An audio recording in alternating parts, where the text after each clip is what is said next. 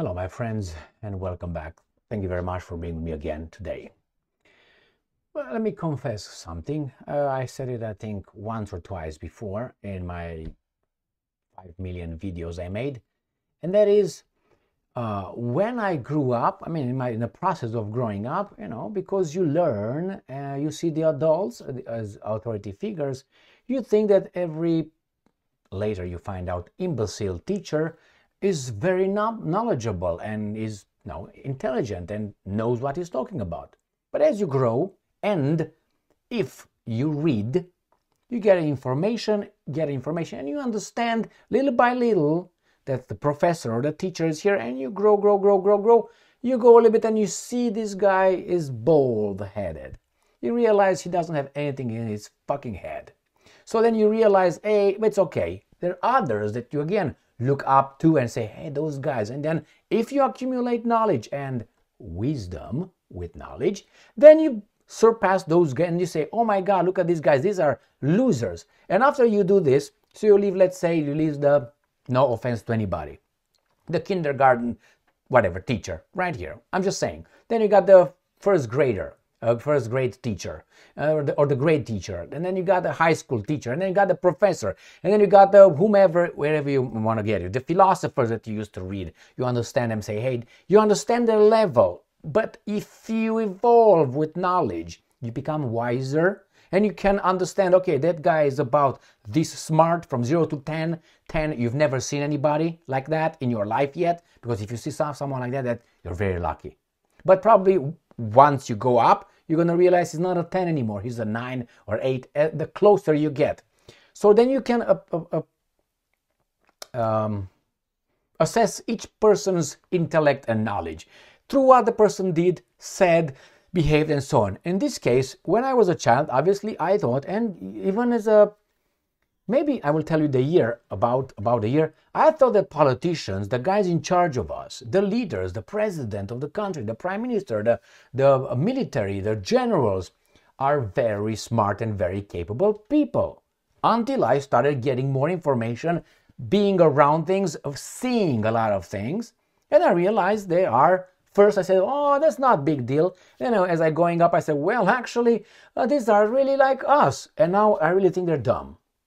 They have something, some of them, which is sneakiness, weaselness, weaselship, that characteristic that somehow in the society becomes a quality, not a defect. So what do we have here? The media, let me tell you, and I'm pretty sure you are above, you already know these things. The media talks to the baboons like us at one point, right? Talked so low that really, if you don't need a lot of knowledge to go above the media to realize the media treats us like baboons. 13-year-old human beings in this case. Obviously, baboon is lower than that, but nevertheless, baboons. And I'm going to show you here how Blinken, the Secretary of State from the State Department of the US, he's the foreign minister. He thinks that we don't know shit. Therefore, he can say certain things that we will not catch, and the media will spin it as if it's a good thing, because the media expect you and I not to know those things, not to figure it out. But they don't know we are above here. So that's why we have to spread awareness. These guys are pigs, are weasels, and they play with money and power. Let me show you how the United States of America, in this case, Blinken with his guys, is going to show you. I'm going to show you how he goes to an independent sovereign country of Bosnia and Herzegovina. I know Bosnia right now. He goes to Bosnia, right? And Herzegovina, it's the same, right? He goes over there and tells the MPs to do something. Why? To grab them by the balls in the name of goodness. The same thing this guy did and the Americans did to the entire Europe. Hey, place sanctions on Russia, get rid of them, don't be dependent, don't allow yourself to be blackmailed. And then as soon as they got the competition out, guess who showed up at the shores of Europe, of the European Union? LNG, liquefied natural gas. From where? From America. 3 to 4 times the price higher than the Russian gas. So they eliminated those, and now you depend on these guys. And you pay 3 times or 4 times premium. And now he's doing the same thing to Bosnia-Herzegovina just to get rid of the Russian boot it's on your neck. Let me show you. Here. Reuters, January 18th, 2024. Blinken urges Bosnia MPs to push through law to build gas pipeline with Croatia. Media. When I read the title, I said, let me tell you something. I guarantee you Croatia has a LNG, how do you call it, outlet, I can't remember how it's called, where they get LNGs from the sea, from the Adriatic Sea. And that's exactly what's gonna be. Because I looked, I said, let me see, is that true? Yeah, a terminal, I think it's a terminal. That's exactly what this guy says. First I said, well, why would this guy talk to an independent country and tell them to do that, to get rid of what, the Russians? No, to enrich us and get you more dependent on us. Unbelievable. And these guys really think they're retards. So let's read further this garbage right here. Jesus Christ, man. I'm so irritating because these guys are just so low. They don't need to hide. They don't need to hide. You need ABC to catch them. You don't need to read any Plato, Aristotle, or Socrates, or Nietzsche, or anything like that. Sarajevo. U.S. Secretary of State Antony Blinken has urged, he's a foreign minister of a fucking other country. He comes to an independent country and tells them, I urge you, you got it? Oh, okay.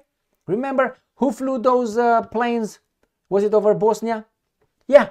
Who flew those F-16s in a show of force for the Bosnian Serbs? What's his name? Racic, Brocic, Grucic, Krocic. Wasn't America? Yeah. So now you owe me. You want me to keep you as one country over here with my military? Then you owe me. You pay up. Protection, baby doll. It's just exactly like that. But the money is much more than protection in a neighborhood, Al Capone and garbage. Bosnia Croat lawmakers to stop holding up legislation to build a natural gas pipeline with Croatia. I said, okay, seen as an alternative to Russian gas, local media reported. It's not that. It's not about the Russian gas. It's not about that. It is about that terminal, LNG terminal. In a letter to Bosnia's foreign ministry, Elvedin Konakovic, dated 11th of January and published by news portal Blinken called on Konakovic to press Dragan Kovic, leader of HDZ, the largest Croat party in Bosnia, to end his obstruction on this matter. Hey, isn't that interference in internal affairs of a country? Yes, it is. But when they do it, that's okay. Why? Because they designated themselves. No, they identify as good. Blinken said that he had sent the same request to Croatia's Foreign Minister Gordan Gralic Radman. Oh, Radman, I think you are what I think. Let's see. Just a second. So here he is, this gentleman, professional, the early life and education. We find out that in 1991, after the big revolutions, also completed a 2-year degree at the Institute für Kaderschule, Management School in Switzerland. How in the fuck you got money in 1991 to go over there? As long as maybe you were a genius. In 2002, he graduated in International Relations for Faculty of Political Science, University of Zagreb. Okay, with PhD, very good, very good. Now, let's go back to the Blinken garbage. Bosnia has no reserves but uses natural gas for up to 8% of its energy use. It relies solely on Russian gas pipelines, which it gets via Serbia. So they're going to screw Serbia as well through the Turk Stream pipeline. Now, my friends, here is the bulk of the article.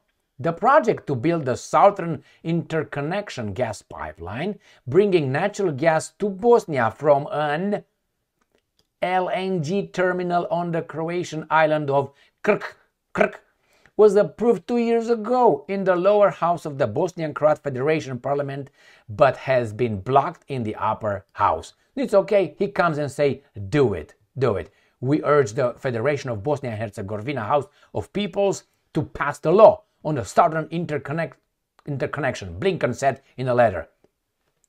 What do you mean we urge? Who the fuck are you? We are the guys in charge of you, and you are our servants. Now go and cut some sugar cane, motherfucker. Anyway, that's how they do. Now let me show you some maps here, shall we?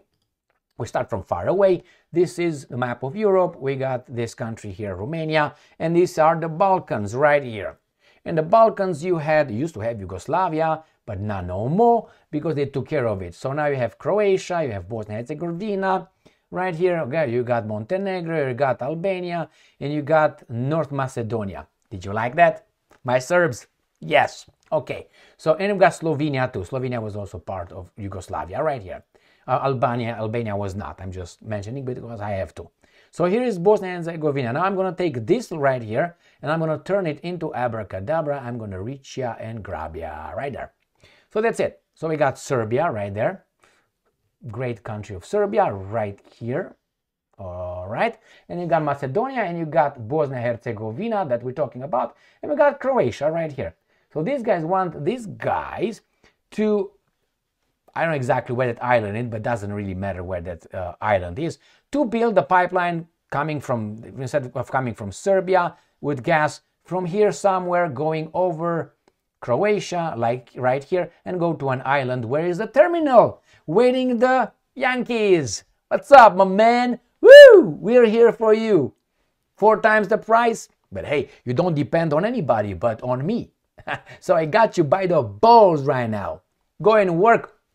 Where's the sugar cane? Did you bring it? Mother. 10 whips. That's the way. Good job, Bosnia Herzegovina. Great job. Yeah, here it is. Thank you very much for being with me again today. So easy. So easy. You don't need a lot of information.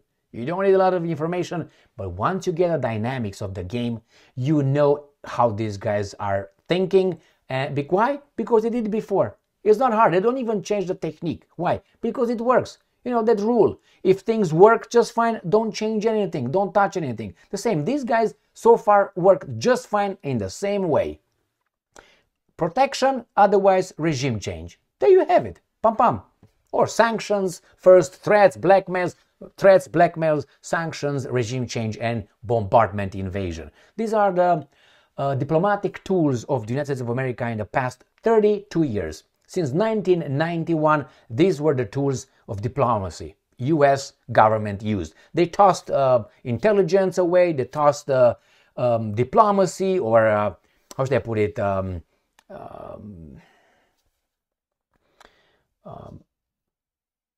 not tolerance, flexibility, understanding, putting yourself in the other person's shoes, work together. I'm satisfied, you're satisfied. No, they say we don't need that. We got this right, motherfuckers. We're gonna punch you. You still got tooth in your mouth, bang, out. Now next one is gonna be your nose, and so on, and your eye, so on. So they tossed all those things away, and they remained with the toolbox with 4 things. 1, threats, blackmail, regime change.